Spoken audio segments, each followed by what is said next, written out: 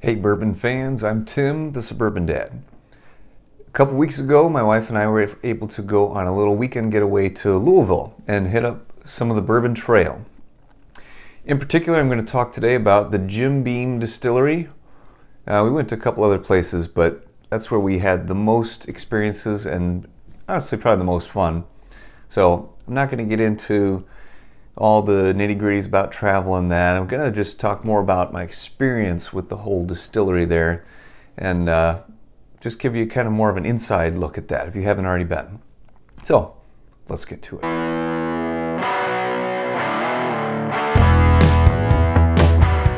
For more of this kind of content and information, make sure you hit the subscribe button so that way you do not miss out.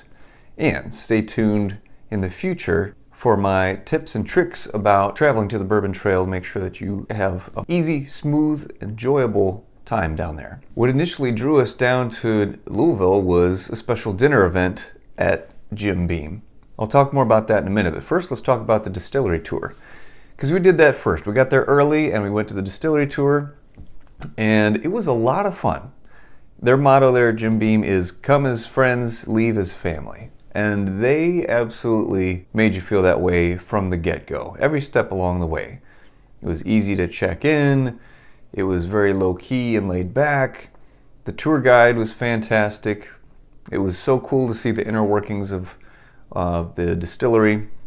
You get to see Jim Beam's Cadillac from way back when, the 30s I think? It was old, it was really old. They have this metal canister that he used to carry around their specific yeast strain in it. I don't know what exactly that looks like when you're carrying yeast around with you, but there was a special metal container contraption that he would take with him at all times. That was really cool to see. And of course you get to see how the grain is processed and the mash tanks and the barrels and how the barrels are made. So Jim Beam, they have, I don't know if you're aware. If you're into bourbon, of course you're aware, but if you're a little bit more on the newer side, Jim Beam, of course, they have their flagship white label bottle. They've got a whole bunch of fruity flavored stuff. They make a brand called Legent, which is new after being acquired by Suntory. They also make Knob Creek, Booker's, Baker's, and a whole bunch of other stuff. Old Tub, Old Crow, and Basil Hayden's. I always forget about Basil Hayden's because I just can't stand it. And it always skips my mind. Anyways, back to the positive. They have a ton of different brands there. Fun fact, Jim Beam and Knob Creek have the same mash bill. Knob Creek has barrels that are 9 to 11 years old. And that's the standard 9-year small batch. But of course they have to use the lowest age statement on their bottle. The char on their barrels takes 55 seconds. Each distillery or even different bourbons within the distillery might get charred with different lengths of char. I think Evan Williams is 45 seconds. Fun fact there. What was really cool, one of my favorite parts was when we got to sample straight from the barrel. So it was a Knob Creek barrel. You're going to spin that barrel, you're going to fill it to the tip top. Whatever you do, don't spill it. Yeah. You're fine. Good job. Now, don't drink in the glass. I can't tell you what to do with your hands. If you want to hold it, smell it, whatever you like, you help out. 100% of the color comes from the barrel. Don't drink it. Don't drink out of the glass. Now, I can hold it for you and accidentally spill some on your hand if you want to come up and stick your hand over there. Like you don't already have it. Oh, thank you. Kept saying, don't drink out of the glass. I can't let you drink out of the glass, which I was starting to think, okay, is this code for I can't let you, but I didn't drink out of the glass. Even though it was washed with barrel-proof whiskey, it was pretty grimy. But he did pour some into my hand, which you can see in the video clip, and I'll be danged if that wasn't some darn tasty whiskey.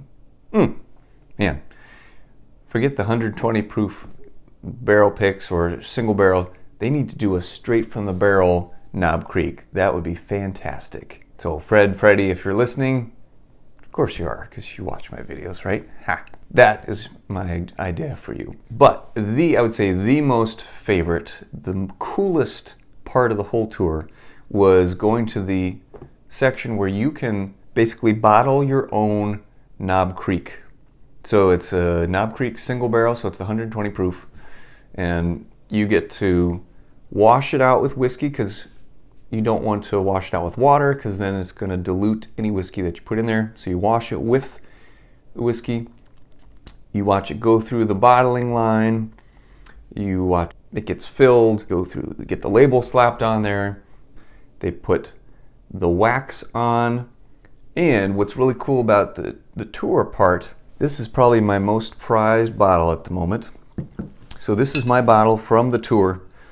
I got to fill this, watch it go through the line and everything. They dip it in the wax, but then they give it a little bit of extra wax, and you can put your thumbprint, which I did. I don't know if you can really see it at all, but my thumbprint on top. So it's as custom bottle as you can get, really. This is a really special bottle. I'm going to treasure this for a long time. Someday I'll open it and drink it, I'm sure, but then it'll be under special occasions.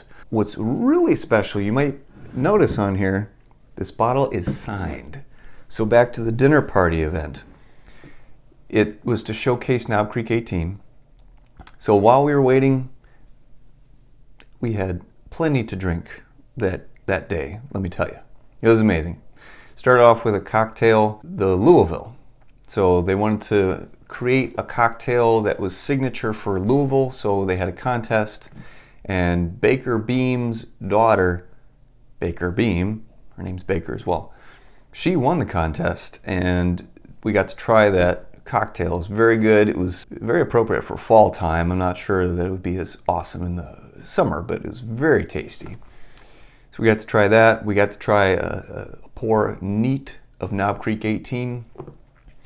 A lot of caramelized oak, vanilla.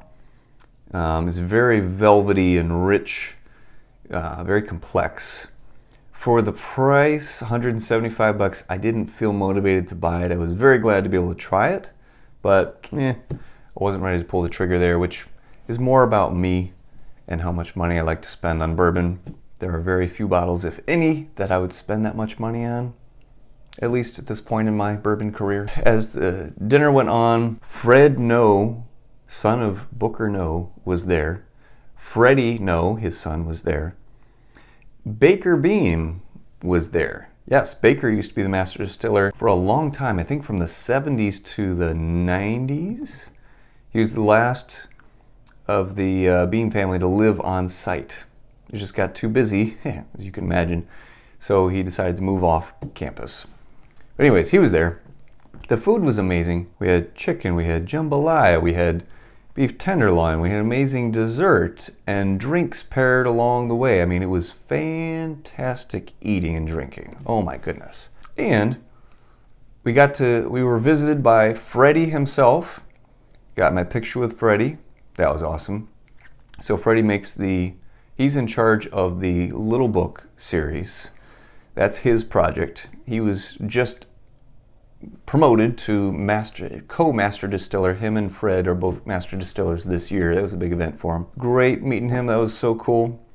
I've never met a real celebrity, but I consider meeting Fred and Freddie, which I met both of them, and Baker Beam. Those are basically my equivalent of celebrities. After the event, we went over to the gift shop, had the opportunity to get our bottles signed by Freddie, and Baker.